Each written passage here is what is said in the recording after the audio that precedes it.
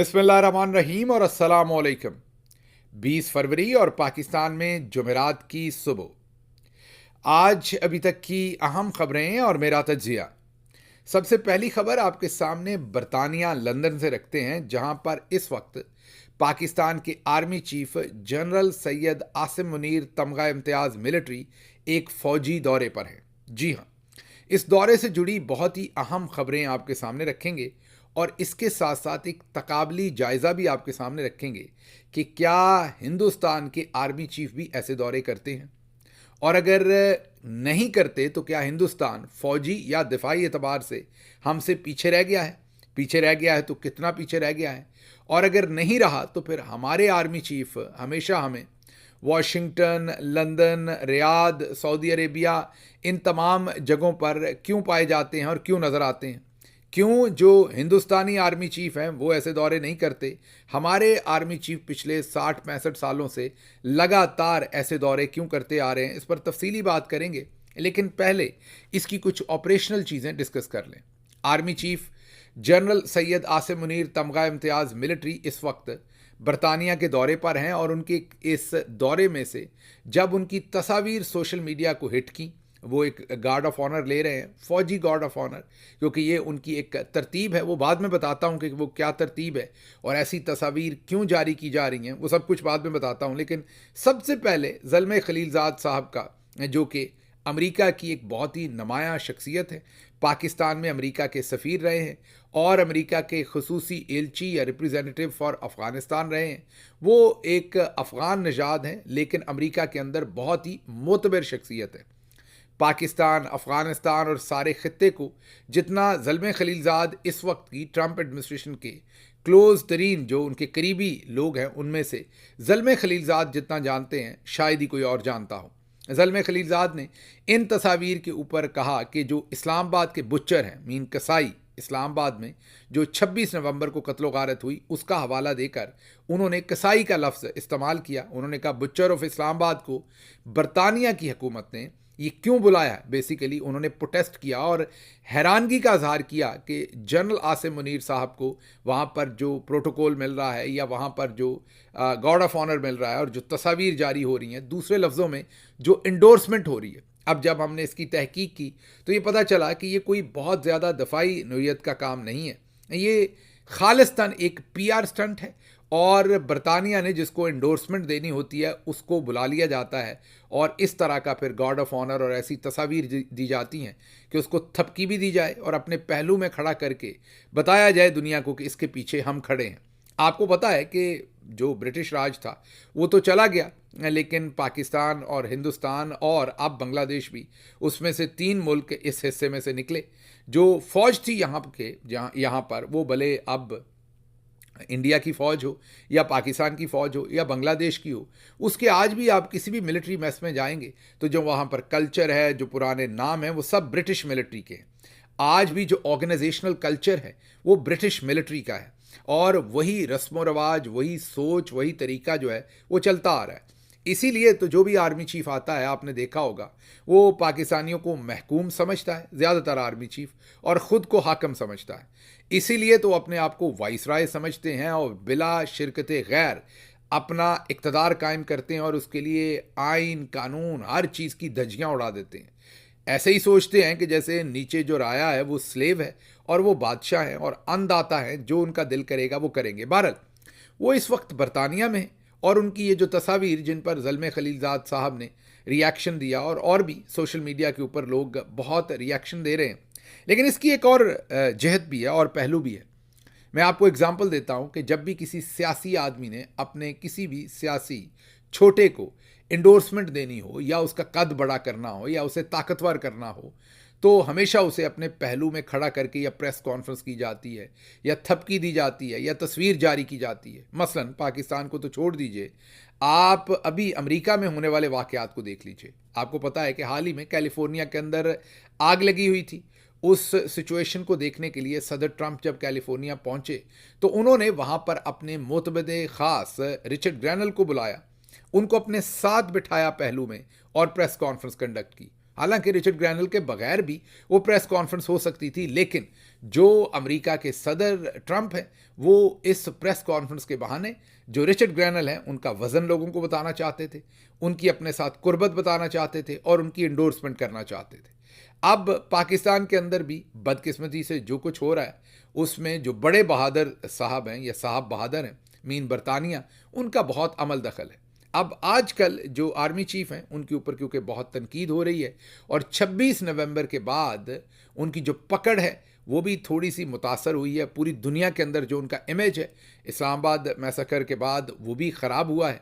ऐसे हालात के अंदर अब जो बड़े साहब बहादुर हैं उन्होंने ये फैसला किया कि हम उन्हें यहाँ बुलाएंगे, थपकी देंगे, गार्ड ऑफ ऑनर देंगे, इंडोर्समेंट करेंगे और अपने पहलू में खड़ा करके बताएंगे कि हम इनके पीछे पूरे ज़ोरों शोर के साथ खड़े हैं। तो बुनियादी तौर पर यह कोई फौजी नोयत का मामला नहीं है, ये खालिस्तन सियासी स्टंटबाजी है और इसके पीछे पूरी की पूरी बरतानिया का वो जो एक डिवाइड एंड रूल या दूसरे मामलात उनकी जो स्ट्रेटजीज़ हैं वो पूरी की पूरी खड़ी हैं। और बरतानिया की जो गवर्नमेंट है उन्होंने एक किस्म का जनरल आसिम मुनीर तमगा इम्तियाज़ मिलिट्री उनको इंडोर्स करने की एक पैगाम दिया है पाकिस्तान को भी और बाकी दुनिया को भी। शायद ये पैगाम इसलिए दिया जाना भी ज़रूरी था कि ट्रंप एडमिनिस्ट्रेशन जिस तरीके से डिक्टेटर्स को और ऐसी शख्सियात को ले रही है जो गासिब हैं या कब्ज़ा किया हुआ इक़्तिदार पर, तो शायद बरतानिया को ये लग रहा हो कि आने वाले दिनों में हो सकता है आसिम मुनीर साहब के लिए भी मामलात पाकिस्तान में तंग कर दे सदर ट्रंप, तो उनको भी एक पैगाम दिया है कि बरतानिया इनके पीछे खड़ा है, इन पर ज़रा हाथ हल्का रखें। तो ये तो हो गई एक चीज़। अच्छा, इसके अंदर एक और बड़ी ही इंटरेस्टिंग बात है और वो ये है कि कल पाकिस्तानी कम्यूनिटी, और ज़ाहिर है इसमें पाकिस्तान तहरीक इंसाफ के ऑफिस बेरर्स भी हैं, वो कल एक एहतजाज मुनक्कद भी कर रहे हैं आसिम मुनीर साहब के बरतानिया के दौरे के हवाले से। 2 बजे कल मैंने कह दिया आज ही, आज मतलब जुमेरात के दिन आज ही एक एहतजाज जो है वो मुनक्कद कर रहे हैं और वो एहतजाज जो है वो दोपहर 2 बजे पाकिस्तानी एम्बेसी के सामने हो रहा है। आज मतलब 20 फरवरी बरोज़ जुमेरात दोपहर 2 बजे पाकिस्तानी एम्बेसी के सामने ये एहतजाज हो रहा है और एहतजाज हो रहा है आसिम मुनीर साहब का जो विज़िट है बरतानिया का उस बारे में। अच्छा, ये तो मैंने आपको बता दिया कि आज 20 फरवरी बरोज़ जुमेरात दोपहर 2 बजे पाकिस्तानी एम्बेसी के सामने जनरल आसिम मुनीर साहब के दौरे से रिलेटेड ये एहतजाज होगा। लेकिन इसकी एक और बड़ी इंटरेस्टिंग बात बताता हूँ। जब फ्लायर बनते हैं अमूमी तौर पर तो अगर किसी का नाम ना लिखा जाए तो जो लीडरशिप होती है उनमें से कई लोग नाराज़ होते हैं कि मेरा नाम क्यों लिखा गया है। लेकिन ये वाला जो फ्लायर था इसमें चंद लोग ऐसे थे जो इस बात पर लड़ रहे थे कि मेरा नाम क्यों लिखा गया है, क्यों नहीं बल्कि क्यों लिखा गया है, क्योंकि शायद लोग जो हैं वो हिम्मत करके जनरल साहब को नाराज़ नहीं करना चाहते और उन्हें लगता है कि मेरा नाम लिखा गया। सब ने नहीं, 1-2 लोगों ने ये कहा कि मेरा नाम क्यों लिखा गया। फिर जाहिर है उनका यह नाम नहीं लिखा गया होगा या उन्हें फिर राज़ी कर लिया होगा, ये तो मुझे नहीं पता। लेकिन ये मुझे पता है कि एक आध शख्सियत ने कहा कि मेरा नाम ना ही लिखें तो बेहतर है, क्योंकि रब नेड़े के कसून नेड़े, उनको लगता है कसून नेड़े है, तो वो आर्मी चीफ के मामले में ज़रा थोड़ा सा मोहतात होना चाहते हैं। अगली खबर की तरफ चलते हैं। अगली खबर पाकिस्तान की क्रिकेट में कारकर्दगी है और बहुत ही अफसोसनाक कारकर्दगी है। 350 350 स्कोर जो न्यूजीलैंड ने बनाया शायद 5 विकेटों पर, उसके मुकाबले में पाकिस्तान की पूरी टीम शायद 260 के करीब ढेर हो गई। बाबर आजम जो बहुत ही ब्राइट पाकिस्तान के बल्लेबाज हैं, उन्होंने गालिबन 50 रन 81 बालों में बनाए। जी हाँ, 81 गेंदों में उन्होंने 50 रन्स बनाए। इससे आप अंदाज़ा कर सकते हैं कि जब आप चेज़ कर रहे हो और वो भी 350 350 का स्कोर और आप 81 गेंदों पर 50 रन्स बनाएं तो that sets the tone, right. उससे पता चल जाता है कि आप क्या करना चाहते हैं। लेकिन जब मोहसिन नकवी साहब जैसी नहूसत जो है वो क्रिकेट के ऊपर छाई हो तो फिर क्रिकेट के यही मामलात होने हैं। लेकिन शायकीन बेचारे जिन्होंने महंगी टिकटें ख़रीदी, जो वहाँ पहुँचे, वो बड़े मायूस थे, लेकिन बहरहाल और कर भी क्या सकते थे। अच्छा, इसी से रिलेटेड एक जाली खबर भी गालिबन सिटी 42 जो मोहसिन नकवी साहब का ही चैनल है उसने चलाई, और वो ये थी कि रोहित शर्मा जो कि हिंदुस्तान के कप्तान हैं वो पाकिस्तान तशरीफ़ लाए हैं T20 की जो ये चैम्पियंस ट्रॉफी की ये जो इफ्तिताई तकरीब थी उसमें। हालांकि हकीकत में रोहित शर्मा जो है वो तशरीफ़ नहीं लाए। ये एक ख़ुद साख्ता किस्म की खबर जो है ये इस ग्रुप ने बनाकर चलाई, जो कि जिसको जाली खबर कहा जा सकता है। अब ये समझ नहीं कि ये क्यों चलाई, इसके पीछे क्या पर्पस था, लेकिन बहरहाल ये चलाई गई। अच्छा जी, अगली खबर के लिए आपको नारोवाल लेकर चलते हैं, जहाँ पर मरियम नवाज़ शरीफ साहबा ने कल एक जलसा किया। वो जो जलसा था वो 3.25 कनाल की एक जगह थी और नून लीग के एक लोकल लीडर की चावलों की फैक्ट्री थी, उसके साथ मुल्हका जगह थी। उसमें तकरीबन ये 3.25 कनाल का अहाता बनता था, जिसके अंदर ये तकरीब की गई। अब इस तकरीब के अंदर एक बहुत बड़ा स्कैंडल है जो मैं आपको बताने वाला हूँ। हमें रिपोर्टेडली इतलात आ रही हैं कि जो ज़िले एडमिनिस्ट्रेशन है उनको वहाँ पर लोगों को लाने के लिए जो पैसे दिए गए हैं वो तकरीबन 12 से 18 करोड़ रुपए है। जी है, इसके दरमियान में नंबर है। 12 से 18 करोड़ रुपए उनको दिए गए हैं कि लोगों को पैसे दे के लाया जाए। किसी को 2,000, किसी को 4,000। अब पता चला है कि ज़िले एडमिनिस्ट्रेशन के अंदर कुछ लोगों ने वो पैसा खा लिया है और जो स्कूल टीचर्स हैं और जो दूसरे लोग हैं उन्हें बगैर पैसे दिए हुए ही इस जलसे के अंदर लाया गया है।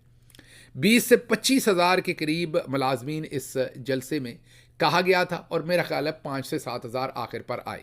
20 से 25 हज़ार को टारगेट किया गया था। ये जो लोग खड़े हैं ये 5, 6, 7 हज़ार से ज़्यादा लोग नहीं होंगे और इनमें ज़्यादातर स्कूल टीचर्स हैं और फिर खाकरूब हैं जो सफाई वाले हैं और बाकी पटवारी से लेके हर ओहदेदार, और फिर जो बेनज़ीर इनकम सपोर्ट प्रोग्राम में जिन ख़वातीन को पैसे दिए जाते हैं उनको भी कहा गया कि अगर आप इस जलसे में नहीं आएंगी तो आपको आइंदा ये पैसे नहीं दिए जाएंगे। तो ये कोई आम आवाम नहीं थी या पाकिस्तान मुस्लिम लीग नवाज़ के कारकुन नहीं थे, ये तमाम के तमाम सरकारी मुलाजमीन थे। तमाम का मतलब है 90%, को 10% लोग आए भी होंगे, मैं ये नहीं कह रहा, लेकिन ज़्यादातर ये 90% सरकारी मुलाजमीन थे। और असल स्कैंडल ये है कि जो ज़िले इंतज़ामिया है वो ये 12 से 18 करोड़ रुपए के दरमियान पैसा, ये कितना है एग्जैक्ट नंबर भी आ जाएगा, वो खा गए हैं। जो पैसा इन बेचारों को दिहाड़ी के तौर पर देना था 2,000, 4,000, 5,000 फ़ी बंदा, जितना भी वो नहीं दिया गया, वो चोरी कर लिया गया है और इन बेचारों को बस तड़ी लगा के ही लोकल एडमिनिस्ट्रेशन ने कहा है कि आपने आना है और इनको मेक श्योर किया है कि ये वहाँ पर मौजूद रहें। दूसरी तरफ पूरे पंजाब के अंदर जो पुलिस है उसने कोहराम बर्पा कर दिया है। मरियम नवाज़ शरीफ साहबा की हाल ही में जो तस्वीरों के ऊपर जो आपको पता है लज्जाने वाली, शर्माने वाली तस्वीर, जिनके ऊपर शाहीन सबाई साहब, मोहित पीरज़ादा साहब सभी ने बहुत मोतबर किस्म के और तगड़े किस्म के तज्जियात किए हैं, वो उन तस्वीर के ऊपर जो क्रिटिसिज्म किया लोगों ने, अब उनको चुन चुन कर पकड़ा जा रहा है। जी हाँ, सियालकोट में एक कॉलेज जाने वाली बच्ची को रात गए छापा मारकर पुलिस के मर्द एहलकारों ने, छोटी बच्ची मतलब जवान बेटी किसी की, उसको उठाकर ले गए। इस तरह के काम किए जा रहे हैं कि तौहीन मरियम जो है वो खुदा न खास्ता पता नहीं क्या बना दिया है।